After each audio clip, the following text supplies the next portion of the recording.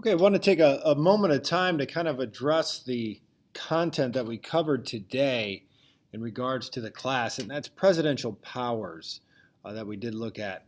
This diagram in front of you is just kind of a different kind of, well, what I want to say is a picture of the various different ways that the presidency is set up, more importantly, the bureaucracy, but we'll be getting to that a little bit later on as the unit progresses on. A couple things about management styles. I'll let you just take a look at these. I think they're pretty self-explanatory with the pyramid scheme where everything is filtered through the president, the wheel, president's at the middle where everybody is around them kind of filtering messages inside.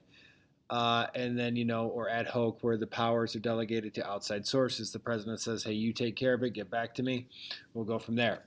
But the big things that I want to talk about with these powers is, as I get there here real fast, is please understand, I cannot stress this enough, a president is far more powerful outside the country than inside the country. That's the way it was set up. So when you were reading that article too, conducting that worksheet right there, I need you to understand that a president is far more powerful outside the country than they are inside, and be ready to be able to cite various powers that a president has outside the country if that's their strength. Well, we're going to kind of talk about both sides of the coin here. We're going to talk about domestic powers and we'll talk about foreign powers. So we'll start off with our domestic powers. And what I mean by domestic powers is this. These are powers that a president can wield inside of our country. And so when we look at legislative powers, we're looking at the L that stands for lawmaking. Well, the president can veto a bill, all right, which is virtually kill a bill. So if Congress goes through the entire process of, introducing a bill, crafting the bill in committee, reporting it out, and voting it through, and it finally gets to the president, well, if the president signs that bill, then it's law. But if they veto it, it's killed. And yes, you can override the veto with a 2/3 majority in Congress, but that's very difficult to do. All right. The other thing is the State of the Union address. And what I would argue on behalf of the State of the Union address is yes, that a president can use it to address the nation. This is when the president comes on TV, is speaking before Congress and addressing the state. So, what you can say is, yes, the president stands before you today. Here's the current status of our nation. But what they usually do this for is what I'm typing in right now, which is they recommend legislation, which is a constitutional power of the president.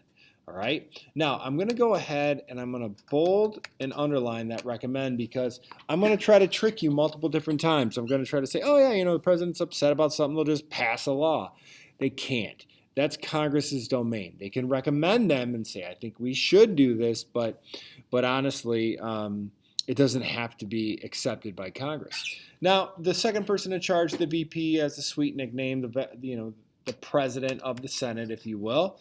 But that's really nothing but a figurehead. That's just a title with no power. Judicial powers, what we would say here is the president is able to nominate justices to serve on federal courts. Now, obviously, there's a second part to that. The confirmation would belong to the legislative branch, specifically the Senate. But these right here are something new. Pardons, okay, that's if you've committed a federal crime. This is legal forgiveness of that crime. So if you go ahead and you break a federal law and you are sentenced for a crime, the president can issue a pardon, which is like, poof, it's never ever happened. You're legally forgiven of that crime. I'm going to go down to amnesty next because it's kind of similar. So that would be like a blanket forgiveness of a crime to a group of people. So like in the 1960s, there were individuals that were highly against the Vietnam War. They burned draft cards. They went to Canada. That is violating federal law, and they weren't, welcomed back because they could be punished for, breaking that federal law. Well, in the 1970s, Jimmy Carter comes out and says, I'm offering amnesty to those people. Come back. All right, get back with your families. There's a blanket forgiveness here. You won't be punished. You won't be held accountable. Now, with a reprieve, it's a little bit different. It means that you won't serve any jail time, but the crime is going to stay with you. It'll stay on a background check. So if I was arrested for some sort of federal crime, if I was offered a reprieve, I would serve no jail sentence. All right, but I would, if applied to a job, it would show up on my background investigation, so it'll still be there. Now, the big ones are right here with the outside the country. So once again, presidents can enter into treaties, they can negotiate treaties, but they have to have the consent of the Senate. We'll get to executive agreements a little bit later. I won't talk about those too much. Appoint ambassadors, receive foreign dignitaries. So if there's any world leader that comes to the United States, the president acts as their host, and so on as well. But let's go down here. The big one is the commander-in-chief. Okay, the commander-in-chief. The president is the highest officer in our nation's military. And there's a reason for that. They kind of set it up that way so that a civilian would always be in charge of the military. It wouldn't be, a long-standing officer that controls the military. It'd be a civilian, average everyday person it is, and that person is the president. Now, the issue with the commander-in-chief role is there is a constitutional conflict. And what I mean by that is, yes, the president is the commander-in-chief. However, Congress has the ability to declare war, so they can kind of fight amongst each other in regards to war powers with that as well. But what I will say is this: because of that constitutional conflict, Congress did pass a resolution in the 1970s that kind of basically said, here's how we are going to proceed from here in regards to the presidential obligations and ours as well. Well, if the president puts troops in harm's way, please understand that he has to notify Congress within 48 hours, all right? So that's has to happen. Then the president will get 60 days to accomplish their mission. They have to keep Congress informed, tell them of what's going on, but 60 days is 60 days.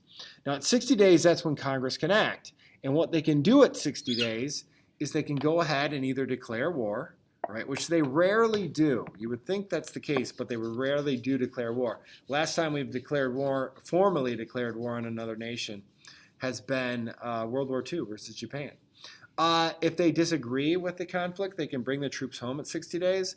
But usually what we see modern-day people serving in Congress do is option 3, which is they won't declare war. They won't vote to declare war, but they will vote to fund the endeavor or the actions by our troops because that's a win for them. And what I mean by that is, come re-election time, and if the war is going badly, then those people are going to be like, well, I didn't necessarily vote to declare war, but what I did was vote to provide the resources to keep our young men and women who are protecting this country safe.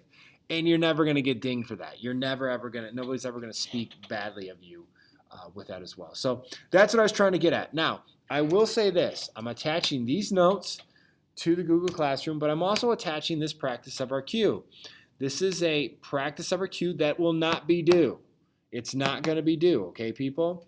But I want you to get used to the type of FRQ that you could be seeing either in this unit's exam, or I know definitely there's going to be something like this that's very similar on the AP exam of the year. So what I want you to do, read it, take a look at it, and just jot down a couple of ideas. How would I argue this? How would I go ahead and more importantly, how would I answer this question? Now, we should have some sort of an idea about Part A. We should have some sort of an idea about Part B. But if we don't, the trick is this, people. It's always this.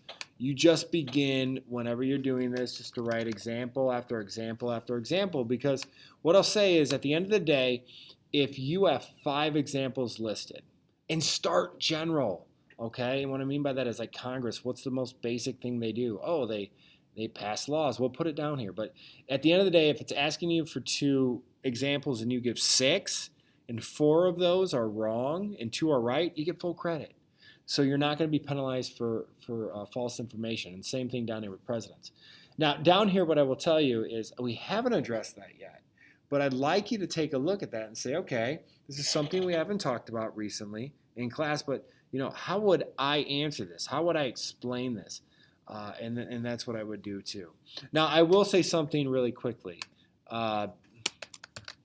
This is another trick right here. So if you have nothing for A, but you have for Part B, well, let's just say that, describe 2 express powers. And by the way, expressed and enumerated mean the same thing. You can find them in the Constitution.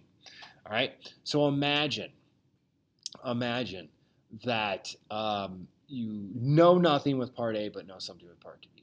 So describe 2 express powers the president has in making foreign policy. If you know that they nominate ambassadors or nominate members to serve on the cabinet to deal with foreign actions, then please understand this, okay? That those things can link. And what I mean by that is like, okay, I know that they nominate, but doesn't the Senate have to confirm those nominations? Yeah, let's get and then put it up here. Or I know the president is the the commander in chief, okay, but doesn't Congress have the ability to declare war? Oh yeah, okay, that's another. That's how you tie these things together. All right, that's how you become successful. So that's all I got for today. Let me know if you have any questions, concerns, or comments. I'll attach this along with notes, and I will see you next time. Take care.